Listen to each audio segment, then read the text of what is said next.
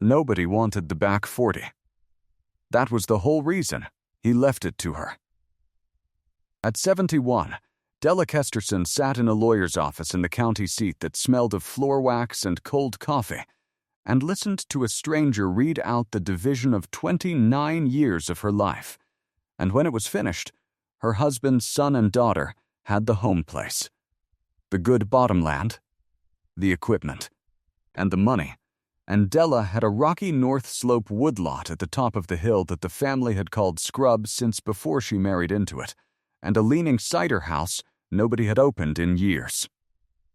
Dale made a sound when she signed for it, a short breath through the nose that in a warmer man might have passed for a laugh, and in Dale was only arithmetic, the same quick figuring he did over a hay wagon at a farm sale before he ran the price up.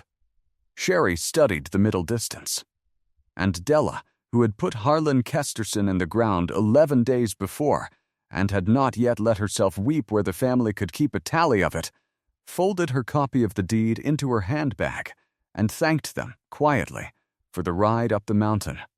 What none of them knew, not Dale, not Sherry, not the neighbors who shook their heads at the meanness of it, not Della herself, walking the fence line that evening toward the Briar choked hill the whole gap called good for nothing but rabbits, was that behind that tangle of scrub, standing in rows, grafted and staked and patient, grew the rarest thing anyone in that family had ever owned. Harlan had spent 30 years putting it there. He had known to the acre what his son and daughter would take, and to the acre what they would never once trouble to climb, and he had grown his wife's inheritance in the one place on the farm he could be certain their boots would never go. This is the story of what Della Kesterson found when she finally walked the rows.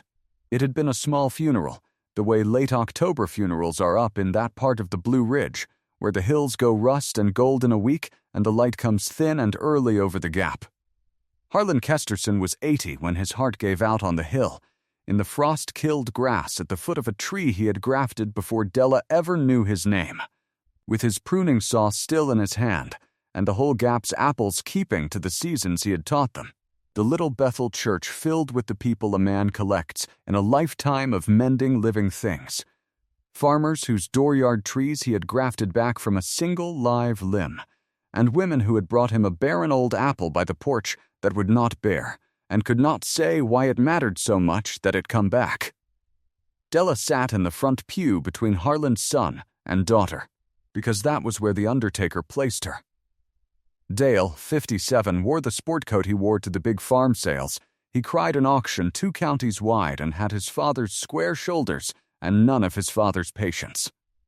Sherry, 53, had driven up from the Tidewater and kept her sunglasses on inside the church. They were not cruel, Della would have told you then.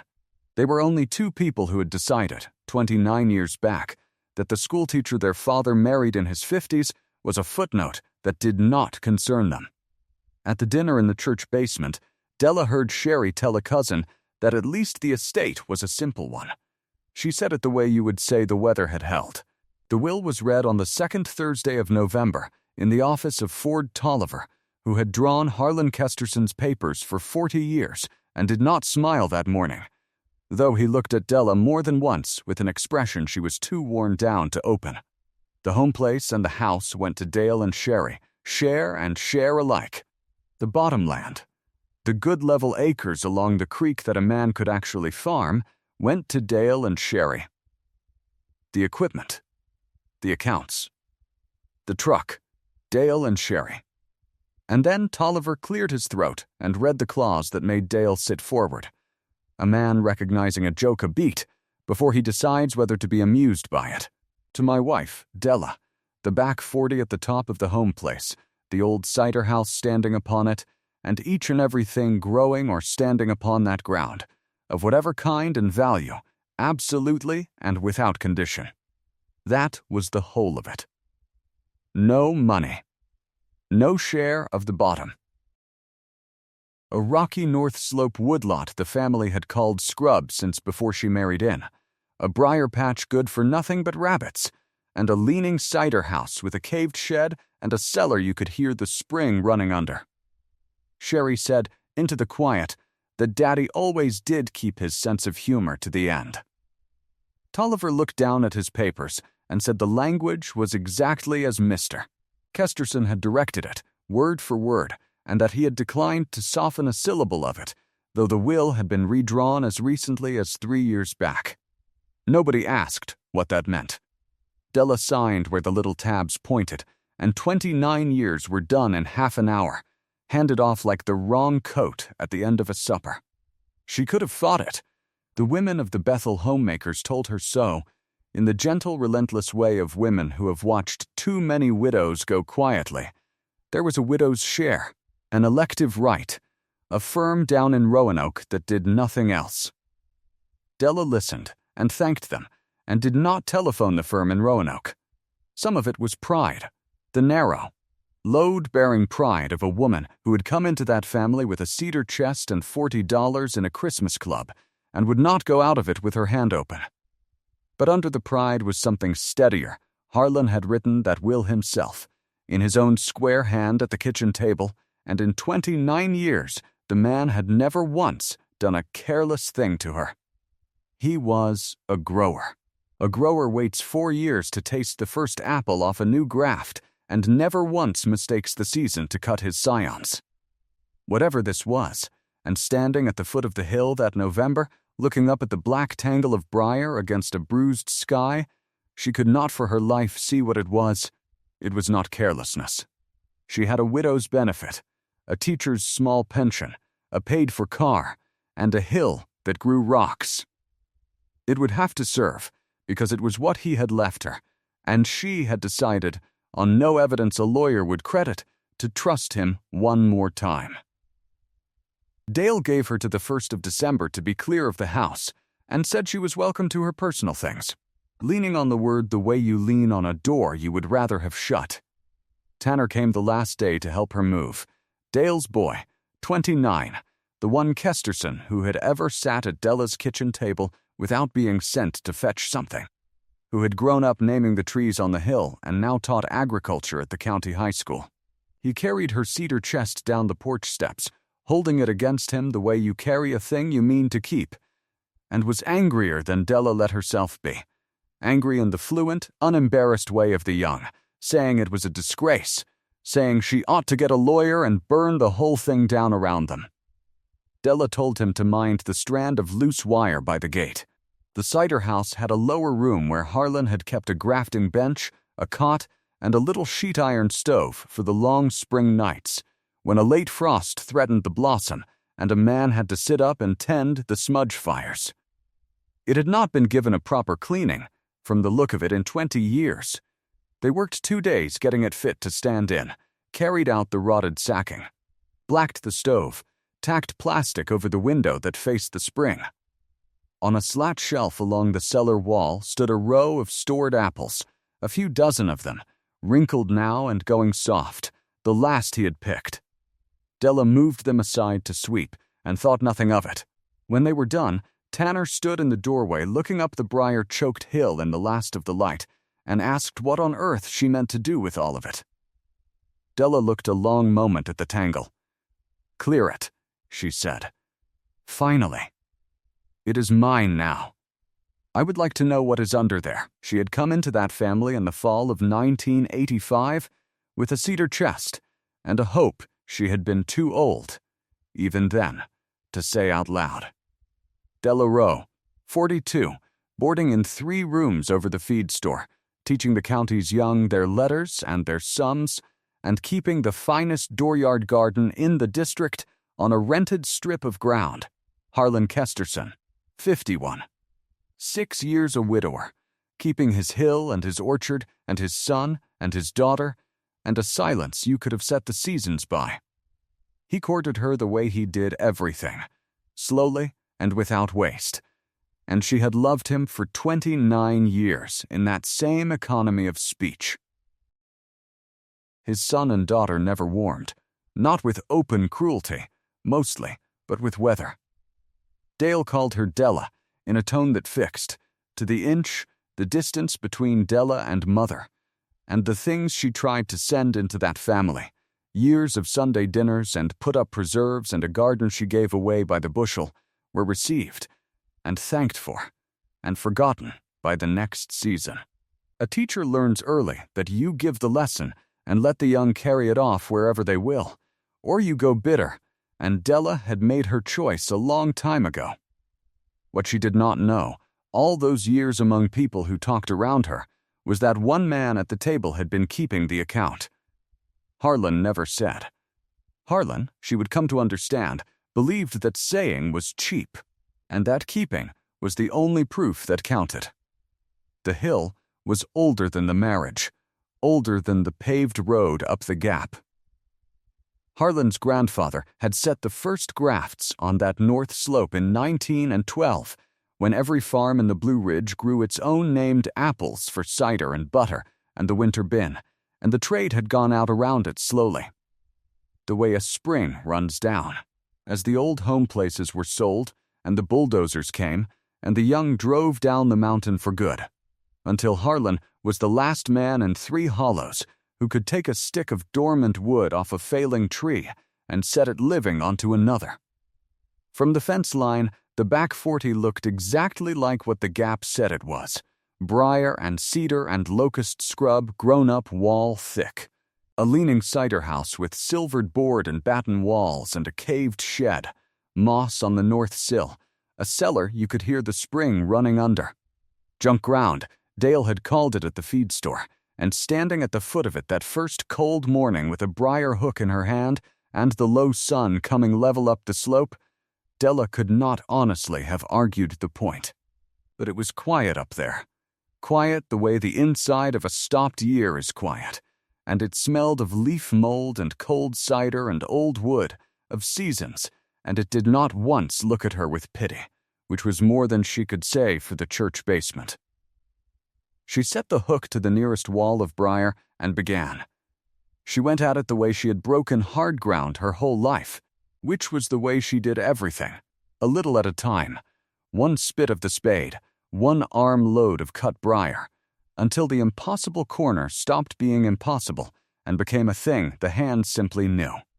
Mornings she cut and dragged, afternoons she raked and made her lists. A man from the county road took the cut cedar for fence posts and left her $30 she was glad to have. And on the third day, 10 feet into the wall of thorn, her hook rang on iron, and she cleared the briar back from a locust stake driven deep and true, and wired to the stake, gone green with weather, was a little stamped metal tag, and behind the stake, freed of the scrub that had hidden it, stood a young apple tree not 4 years grown, pruned to an open center by a hand that knew exactly what it was doing. She stood and looked at it a long while. It had not seated itself there. Someone had set it, and staked it, and shaped it, and tagged it, and let the briar grow up over the whole of it like a curtain drawn on purpose. 10 feet on, her hook found another stake, and another, and a fourth, all of them set to a line she could sight down once she stepped back from it, a row laid out with a plan, marching up under the briar toward the top of the slope. She did not let herself think yet what a hidden row of staked and tagged trees might mean. There was too much thorn between her and the answer. The neighbors slowed their trucks on the gap road to watch the widow clear her insult, and some of them lifted a hand. She learned later that Dale had told a table at the feed store that the old girl was welcome to every last briar of it, and that the kindest thing said in reply was nothing at all. The first strange thing was the church orchard. A man named Vester Halsey, who had carried the rural mail up the gap for 40 years and had a face like a split fence rail, stopped his truck on the gap road one December morning to tell her that if she ever meant to sell the old cider press out of the shed, he would give her a fair price for it. And while he was standing there, said the other thing. Somebody had been keeping the old trees at Bethel, he said. All these years, the deacons thought the churchyard apples just went on bearing the way people think a thing goes on by itself when a man is quietly keeping it. But the truth was, Harlan had gone up to the church ground the first warm week of every March for 30 years. In every kind of weather, to prune and graft and doctor the ancient trees the circuit riders had planted, and had never taken a dollar, and had asked Vester more than once not to make a talk of it. And it was not only Bethel. Any time a dooryard tree failed up any hollow in that end of the county, Vester said, a family would come out some morning to find it cut back hard, and a fresh graft set in the stock, and a stake beside it, and no note, and no bill, and they mostly never knew who to thank. Della stood in the cold of the Gap Road after his truck had gone, looking up the mountain to where 100 years of somebody's apples still bore for anybody who came with a basket, and felt something turn over slowly under her ribs, like the first sap moving in a tree that has stood all winter as though it would never move again. Harlan had been keeping the Gap's apples. For 30 years, unpaid, unmentioned, he had climbed to graft living wood onto dying trees so that no family in that end of the county would ever come out on a spring morning to a bloomless dooryard and feel what a bloomless dooryard makes a person feel. She had married him and buried him and had not known. The second strange thing was the knife. She found it in January in the shallow drawer of the grafting bench in the cider house, taped to the underside where a hand had to go looking for it on purpose. A bone-handled grafting knife, older than the bench, its blade worn to a thin, bright crescent by 50 years of stropping, and taped beside it, in a fold of oilcloth. A single slip of paper in the square, careful hand she had read on 30 years of seed packets and Christmas tags. It did not say what it meant. It said only, "Prune the Rowe tree first, Della." She sat down on the grafting stool with the knife in her palm and the note on her knee, and did not move for a long while. Harlan did not tape notes to the bottoms of drawers. Harlan said what he had to say at the supper table in 9 words, and considered the matter closed. Somebody had hidden this the way you hide a thing you mean to be found by one particular person, the kind who would know a grafting knife from a paring knife, and understand that prune it first was not truly an instruction about a tree at all. But Rowe was her own name, the name she had carried up to the age of 42, the name on her mother's mailbox and her mother's headstone, and there was no Rowe in that Gap, and never had been, and she could not think how a tree on Harlan Kesterson's hill had come to wear it. She had left the far rows for last, the top of the slope, where the briar stood thickest. She turned the knife over once in the cold light, and put on her coat, and went up the hill to find the tree that carried her mother's name. She did not find the tree first. She found the book. It was in a dry tin on the shelf over the grafting bench, an oilcloth-covered stock-book gone soft at the corners with handling, the kind sold in every farm store in the country in 1985. And when she opened it under the lamp, she did not at first understand what she was reading, because it looked like an orchard record, and Harlan recorded everything. Dates, names, rows. The first entry was dated in the spring of 1984, a year before he had ever spoken to her after singing school, and it read, Number 1, Rowe seedling, the sweet sharp winter keeper off the old tree in the Rowe dooryard, down at 6 Mile. Took 3 sticks of scion off the last live limb the week before they dozed the home place for the road. She thinks it gone with the farm. Up top, first row, by the door. Della read it twice. Rowe, her own name, and the tree was her mother's tree, the gnarled old keeper by the porch, whose apples had been the taste of her whole girlhood. The home place sold in the black year after she lost her mother, when she was young and alone and the note fell due. And here it was, or here its living wood was, grafted onto Kesterson's stock by a quiet widower a year before he first spoke to her, of all things, about a hymn she had led too fast. He had never told her. 29 years, and he had never once told her that he was the man at the back of the sale, that he had saved a living piece of her before he had learned her name. She held the book to her chest in the cold of the cider house and cried the way she had not cried at the graveside, and above her on the shelf stood the last apples he had picked. And that was only entry number 1. There were more than 200 to come. She read the rest of it that night by the stove, with the plastic ticking at the window and the spring running under the floor, and it was like sitting across a table from a man confessing to a lifetime of a gentleness he had never once let anyone catch him at. Entry after entry, year over year, in the same square hand. Number 9. Buckhorn russet. Off the last tree at the old Souter place before the ice storm took it, the family thought it a wild seedling and would have let it go. 2 sticks saved. Number 41.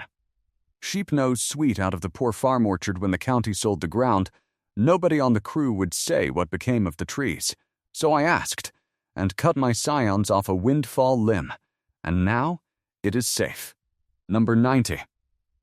Limbertwig, off a fence row tree the highwaymen had already ringed with orange paint, got there the evening before the saws. Number 106. A striped sweet apple with no name in any book I own, out of a cellar hole where a whole home place had gone back to woods. I have called it the Ewell's Gap, after the ground, since the ground is all the name left to it. On and on, 30 years of it, home places and church grounds and cellar holes and roadsides across the whole end of the county. Good American apples the reference books had already written down as lost, saved for the price of a tank of gas, because the world had decided the people who grew them and named them were nobody. And every entry closed the same way. The same plain bearing repeated like a man counting his rows in the dark, up top, and a row, and a number. And threaded among the numbers, rarer, were the lines that were not orchard-keeping at all. Under number 9.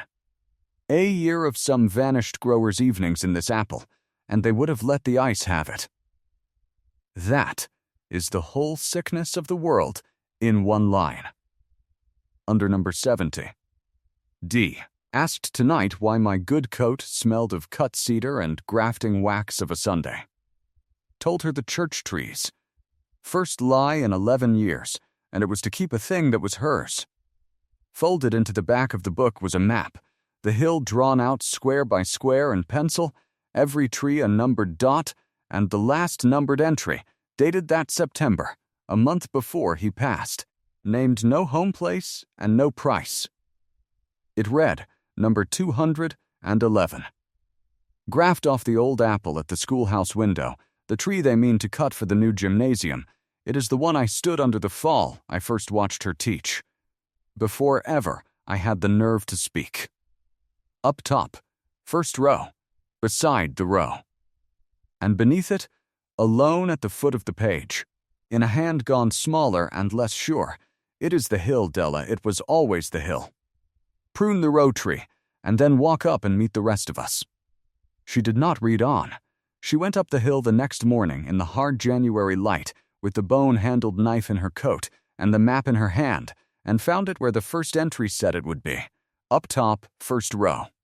By the door of the cider house, a tree not 30 years grown, its open center shaped by a knowing hand, the little metal tag wired to its stake stamped, when she rubbed the green from it with her thumb, with the word row and the number 1. She knew the shape of it against the sky before ever she read the tag. It was her mother's tree, or her mother's tree, made living again, the same low-reaching crown that had thrown its shadow across the porch of her girlhood every summer evening of her young years. She cleared the last of the briar from its feet with her bare hands. Then she went back down to the cider house and took from the slat shelf one of the wrinkled winter keepers Harlan had picked and stored the fall he passed. The apples she had swept aside without a look, and she saw now they were all one kind. The same russet gold skin, and she polished one on her sleeve and bit into it standing in the cold doorway, with the tears already coming. And it was her mother's apple, the exact sweet sharp of a taste she had not had on her tongue in 50 years. The taste of a kitchen where her mother was still living, and it was not yet the black year, and nothing had yet been sold. Della sat down on the cider house step, among 200 rescued trees with her mother's apple in her hand and let the whole of it arrive at once, none of this was an accident. Not the hill, not the will, not the breath Dale let out through his nose. Her husband had left his son and his daughter everything that could be counted, and left her the one thing that could not. It took her the rest of that winter to walk the whole hill, one row at a time, clearing each tree and checking its tag against the book. And the book was never once wrong. The buckhorn russet older than the county courthouse, a cider apple off a home place that had lain under 40 feet of reservoir water since the dam went in, a green winter keeper whose only living wood in the world, the note said, stood on that hill and nowhere else on earth. A little bitter cider apple that no living soul but Harlan had thought worth the saving, off a home place where the well had been filled and the chimney pulled down for its stone. 2 rows of old pears, even, grafted from a churchyard at the far end of the county, because a pear outlives the hand that sets it by 100 years, and Harlan had wanted the far-off people not yet born to have something of their own to eat from. The square miles of vanished orchards the reference books had given up for lost, standing alive on the one hill the family had called good for nothing but rabbits, and the last of the numbered trees, the final handful up in the first row, were not old and not rare, and not, to any auctioneer alive, worth the gas to come and look at them. Number 209. Graft off the big sweet apple at Bethel, the one the whole congregation eats from at the homecoming and nobody tends, set on good stock so it will outlast the church. Number 210. The Halsey seedling from Vester's home place that his own people would have let go, kept against his knowing. And number 211, the schoolhouse apple, hers, the tree by the window she had stood at for 30 years teaching the young their letters, grafted the fall he first watched her through that window, and decided, though he did not yet know her name, that whatever else he did with the rest of his life, he would not let that particular tree be lost. Her tree. The small discarded pieces of her own working life, tracked down and grafted and set living in the first row among the rarest apples in America. Because in Harlan's book, they stood in the very same row. In the evenings of that winter she did the other reckoning, the kind Harlan would have respected. She went down the record with a pencil and totaled 30 years of it, the gas and the grafting wax and the few dollars pressed on a farmer for a windfall limb. And the whole of it, 30 years of saving the apples of a whole county, came to less than a good used truck, laid out a tank of gas at a time by a man whose son priced the contents of other people's barns for a living, and had gone through his father's accounts after the funeral like a man raking a creek bed, and had found nothing gone. Because nothing was ever gone. It had all been entered in an oilcloth book, in a cold shed, under the heading trees. She thought about the marriage that had been running quietly alongside the marriage she had known. The March mornings. The careful few dollars, the one lie in 11 years, and it had been to guard a gift. She sat by the stove with her mother's apple gone brown on the sill beside her, and understood that she had become the only widow she had ever heard of, who went looking for her husband's secret life, and found that the secret was her. It made the grief enormous, and it made it warm, and some nights that was the harder thing to carry, and she let it be hard, and kept the knife stropped and the rose clear. The letter was in the tin behind the book, folded small, in an envelope with one word on the face of it, her name in its hand.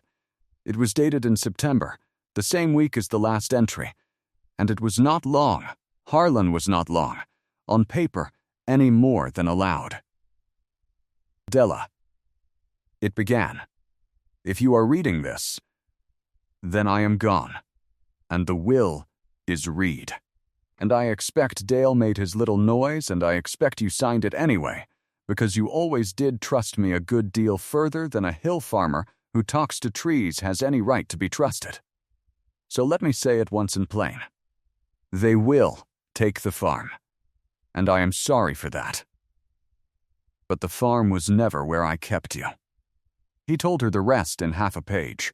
In the flat voice she could hear coming off the paper how he had heard, at the feed store in the spring of 1984, that the schoolteacher boarding over the store had lost her mother and her home place, both in the one bad year, and that the old Rowe apple was going under the road with the rest. How he had driven down to 6 Mile in the night and cut 3 sticks of scion off the last, live limb by lantern, and grafted them onto his best stock, meaning only to grow it up and give it back, and how he had lost his nerve every spring for 29 years, because to give it back he would have had to say how long he had loved her and how early it had started, and Harlan would sooner have grafted with his teeth. "The 2 of them are provided for," the letter said, "and they would have fought me for anything I left you that looked like money. They will never fight a soul for a briar patch." Tolliver has the wording tight, the ground and each and everything growing or standing upon it. That is you, Della. That is 30 years of you. Keep them or graft them out to every county in the land. The book tells you what each one is and whose it was. Then, cramped into the last of the paper as though he had nearly run out of room for the thing he had waited a lifetime to set down, "An apple will not come true from its own seed.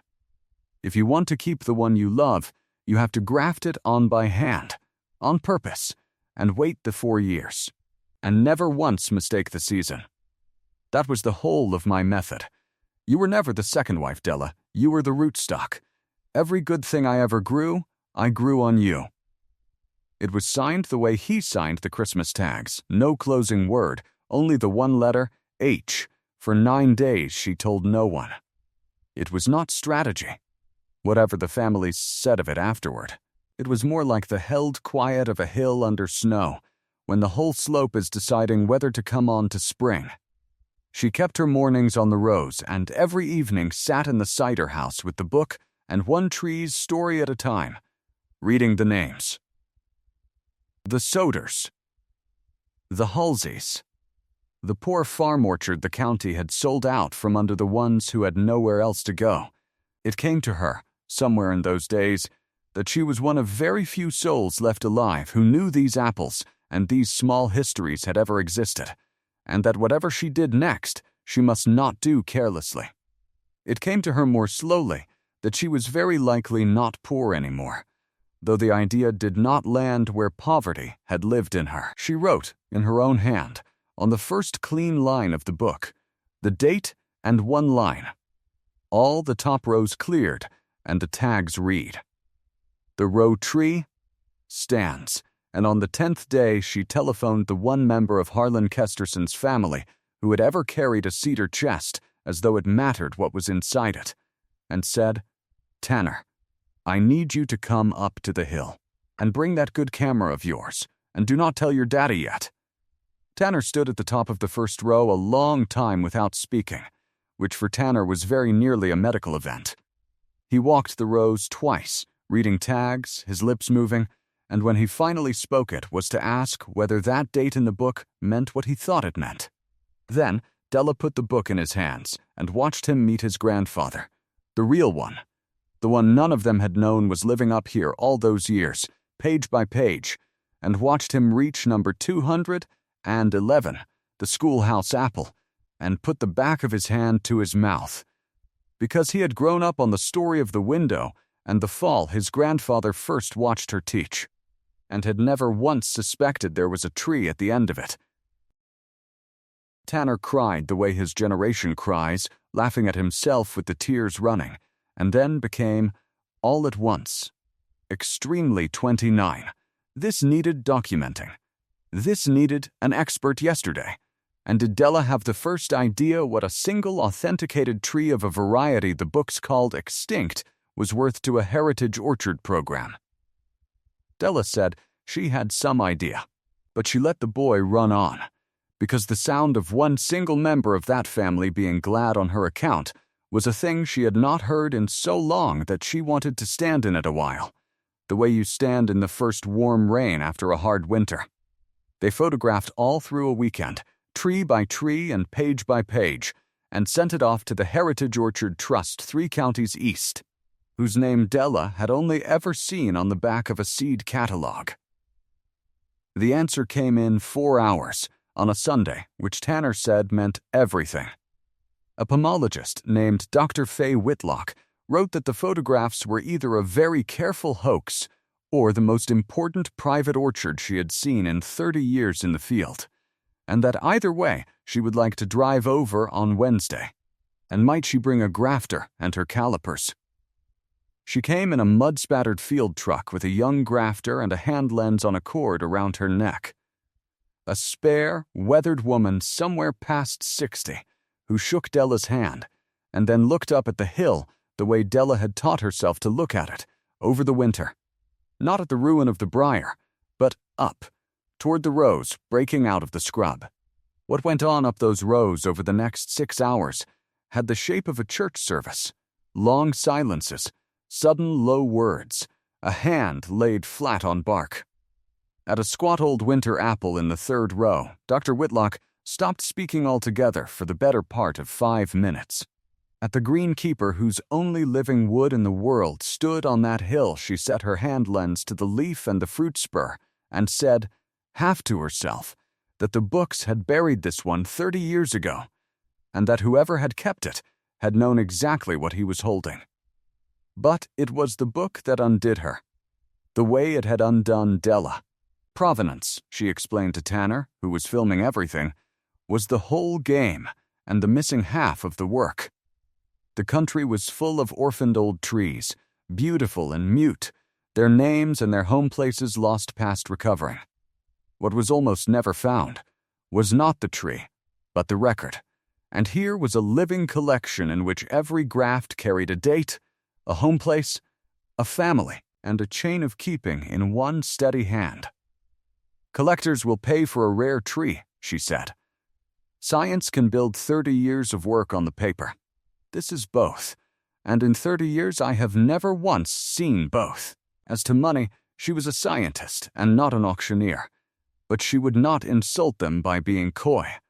A single authenticated tree of a lost variety was worth more to the right program than the whole bottomland downhill. Not at a sale, but in scionwood sent out to 100 orchards so the apple could never be lost again. The collection entire, with its book, was a heritage orchard as it stood, and there were trusts that would fund the keeping of such a place, and the widow who kept it, for the rest of her natural life. Then she came to the last handful in the 1st row. The church apple, the Halsey seedling, the schoolhouse tree, checked each against its page, and looked up at Della with an expression that had nothing professional left in it. And these, she said. Della said those were not worth anything to anybody. Dr. Whitlock looked back down at the page where a man had written it is the one I stood under the fall I first watched her teach, and said, quietly, that she would have to disagree, and that with Della's leave the whole planting would be dedicated on them. The weeks between the petition and the hearing were long, for the petition came before the end of the month, and once it did the waiting had a shape to it, and Della spent them the way she had spent every hard season of her life, with her hands in growing things. She set out a garden in the cleared ground below the 1st row, over Tanner's protests about the late frost, and worked the spring on her knees in the dirt. And while she worked, the gap made up its mind, feed store stool by feed store stool, pew by pew. The store, which in November had let Dale's every Briar joke pass without a word, developed a memory. Vester told the church tree story to anyone who sat down beside him. The homemakers told no stories at all, which in a mountain county is the loudest thing a group of women can do. Sherry telephoned once, in April, a long call that opened with concern for how Della was managing up there alone on the mountain and worked its way, by degrees, in Sherry's bright administrative voice, around to how families really ought not let a thing like this reach a courtroom, and how surely there was a figure that would make sense to everyone. Della listened to the whole of it, sitting on the cider house step with the receiver, watching the light move up the rows of trees. Then, she said she agreed entirely that it should never have come near a courtroom, and let the silence do its work. and wished Sherry a good evening. She was not proud of how much she enjoyed it. The story had gotten out the way stories get out in a mountain county, a field truck up the Gap Road twice, a mail carrier with a long memory and a stool at the feed store, a homemaker sworn to secrecy, and then her sister. By March it had reached the county weekly, which sent a young reporter who wrote it up fairly and could not resist the headline, "Widow's Briar Patch Hides Lost Orchard Worth a Fortune." And the county weekly was online, and online reached the Tidewater, and reached the sale barn office where Dale kept his mornings, and on the first mild Sunday in April, Dale's truck came up the gap for the first time since the funeral. Della watched it climb from the cider house door and put the coffee on, because some habits carry the weight of a whole life. Dale was expansive at the door, cap actually in his hands, full of how about that, and Dad always was a deep one. And Della let him get all the way to the thing he had driven up the mountain to say, which was that, of course, legally speaking, those trees were something of a gray area, were they not? Planted as part of the farm operation, really. Part of the estate proper. And naturally the family would want to see it all handled fair. The whole of it in the tone of a man doing her a kindness she was too old to follow. Della poured his coffee and said the will read the ground and each and everything growing or standing upon it, of whatever kind and value. Dale smiled the sale barn smile and said that wills could be read a good many ways. Della said that then she expected they would have it read the one more way, and thanked him for coming, and stood in the door while he backed the truck around, and noticed that her hands were steady, and thought, he does not know about the letter. Harlan, you even saw the coffee coming. The petition itself asked the county court to construe the will, to rule that a thing growing upon a woodlot meant the scrub and the volunteer timber a hill throws up on its own, as any farmer would naturally mean, and could not have been intended to carry a documented orchard worth more than the farm below it. And, in the alternative, Dale and Sherry raised the possibility, delicately, and then not delicately at all, that the trees had been set on the hill after the will was signed, or even after Harlan was in the ground. That last suggestion did what nothing since the funeral had managed to do. It made Della Kesterson angry. Tanner offered to testify against his own father before anyone had asked him to. Dr. Whitlock wrote an affidavit on the trust's letterhead dating the graft unions by the callus and the growth rings above and below the join, the lichen on the older stakes, the 30 years of settled grafting wax, the very taper the trees had put on since. And Ford Tolliver, who had waited 40 years to be interesting, telephoned Della on a Tuesday evening and told her that Harlan had left instructions for exactly this weather, a sealed copy of the letter in the office safe, and Tolliver's own file memorandum, dated 3 years back, in which Harlan Kesterson had directed the phrase each and everything growing or standing upon it into the will. And, when Tolliver had remarked that it was unusual language for a scrub lot, had answered, Tolliver read it off the memo over the telephone, dry as a docket, that the only things I own worth a fight are up on that hill, and the words had best hold, because my son reads a will the way he reads a sale bill. Della laughed until she had to sit down on the cot. It was the first time she had laughed at something Harlan said since October, and, the way things were tending, it would not be the last. The hearing was set for a bright morning in May, in the courtroom on the second floor of the county building, a room with tall windows and a radiator that knocked like a fist. Della wore the good dress she had married him in, because it still fit, and because she was finished apologizing for sentiment. She had expected to sit alone with her lawyer, and she did not sit alone in any way that counted. The gallery behind her filled, row by row, with the Bethel homemakers 6 strong, with Vester Halsey in a necktie the color of a plowed field, with 2 farmers whose failing dooryard trees Harlan had grafted back to bearing, come to sit for the man who had done it, and with Tanner, who took a seat on Della's side of the aisle in full view of his father, and did not once look away from the front of the room. Dale and Sherry sat with their hired lawyers and did not turn around. Della understood, looking at the backs of their necks, that whatever the judge found, something had already been settled in that room.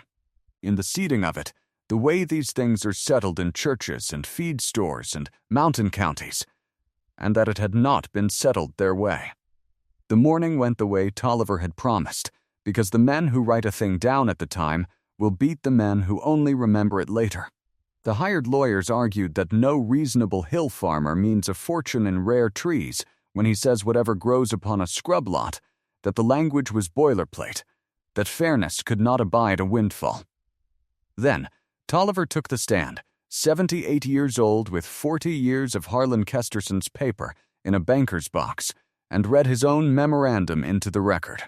The phrase the client had asked for, of whatever kind and value, the client's stated reason, "The only things I own worth a fight are up on that hill." The date, 3 years before Harlan passed. Vester Halsey, called for 10 minutes, told the court about 30 years of March mornings on the church ground. Pay refused, and said a man who had kept the whole Gap's apples bearing to the season did not lose track of what he owned. Dr. Whitlock testified to the age of the graft unions and the settled wax, and took apart the notion that anyone had set 200 mature trees on a hillside overnight with the weary exactness of a woman marking a poor examination. And then Della's lawyer read the letter. She read it slowly, into a courtroom gone so still the radiators sounded rude. "They will take the farm, and I am sorry for that. But the farm was never where I kept you." And Della watched the court reporter's hands, because she could not watch anything else in the room.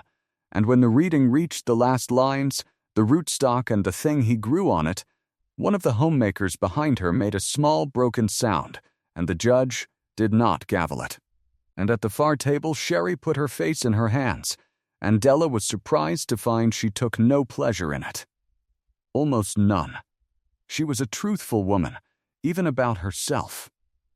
The judge ruled from the bench, which the young lawyer whispered was a rare thing. He said the language of the will was not ambiguous, and that even were it ambiguous, the evidence outside it, the memorandum, the church trees, the graft unions, the book, and the grower's own letter settled the maker's intent past any honest doubt. Harlan Kesterson had known to the tree what stood on his hill, had chosen his words with care to carry it there, and had trusted the court to read plain English plainly. A trust the court saw no reason to disappoint. The petition was denied. Costs to the petitioners. He was quiet a moment, and then, in the voice a judge keeps for the one human sentence he permits himself, he said that in 26 years on the bench he had construed a great many wills, and that this was the first he had ever read that was also, so far as he could tell, a love letter with a survey description, and he wished the widow joy of her marriage. In the corridor afterward, Dale came at her sideways through the crowd, his face working at something, and what finally came out of it was that he had not known his father had it in him. Della looked a long moment at her husband's son, and found she had no wish left to wound him, which was a verdict of its own. "He had it in him the whole time," she said. "You only ever farmed the bottom. You never once climbed the hill." And she shook his hand, because Harlan would have wanted it done, and went down the courthouse stairs into the May light with the homemakers around her like an honor guard. The dedication was held on the hill that autumn, a year almost to the day from the funeral, with the whole first row in fruit, and the Gap turned out to see it. Dr. Whitlock had fought her own board over the name and won, so the sign they set at the head of the rows said what the book was, "The Widow's Ledger, 30 Years of Rescued Blue Ridge Apples." The book itself lay first, open under glass in the mended cider house, to the page for number 1, The Rowe Tree, and the card beside it told the story straight, because no scientist could improve on it. The great old trees stood up the slope with their varieties, and their home places lettered large on cedar shakes at their feet. Exactly as the letter had ordered, the buckhorn off the Soder place, the keeper the books had buried, the poor farm suite. Every home place the book could name. Growers came, and students, and apple people by the truckload from 4 states, and cut their spring scions off wood that 30 years before had been one live limb on a home place going under a road. And the top of the first row held 3 trees of no market value at all. The church apple, the Halsey seedling, the schoolhouse tree, each with its page enlarged on a shake above it, and the trust's own count showed what Dr. Whitlock had known it would. People walked briskly enough past the rarest apple in America and stood the longest, and went the quietest, under the tree that had shaded a window where a woman once taught the young their letters.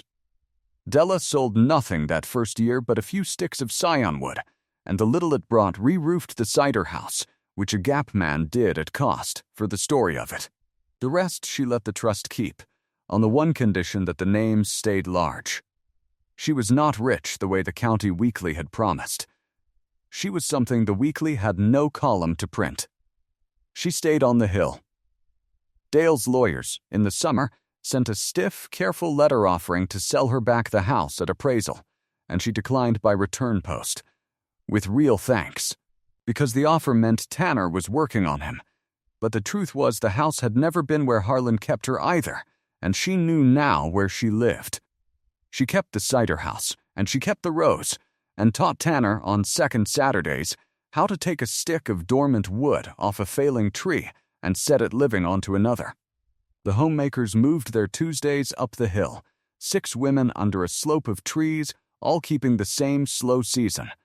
And now and then a young person came up the gap who wanted to know how a thing that had been given up for lost could be made to grow again. And Della showed them, because Harlan's book had always been very clear about what things were for. She set out a nursery row below the cider house and grew rootstock of her own, so that anyone who came up the mountain with the name of a home place and the memory of an apple could go back down it with a living stick to graft, and the giving Harlan had done in the dark she did now in the plain light of day, with both their names on it, and thought he would not have minded that one change to his method. And on a winter evening in the cider house, with the stove ticking and her mother's tree bare and patient outside the window, Della put on her reading glasses, opened the oilcloth book to the first clean line, and wrote in her own steady hand, number 212. Row seedling, grafted true, top of the first row. Home, pruned this evening, and every winter after, by the one it was kept for. Not for sale, not now, not ever, and this time the whole Gap knows what it is worth. She looked at the page a while. Then she added the last line, the one the whole book had been waiting on, and closed the cover over it. Kept on the hill. Still bearing her time. Thank you for staying to the end of Della's story. Stories like this one only keep their season when someone stays for the whole slow length of them, the way Harlan stayed, and the way you just did. Now it is your turn to add a line to the ledger. Somewhere in your life there was a person like him. Someone whose love did its quiet work out of sight, on a hillside, or in a workshop, or a garden, or a savings book. Someone you did not fully read until the years let the light come in sideways. Tell us about them in the comments. Tell us their name, and the quiet thing they did.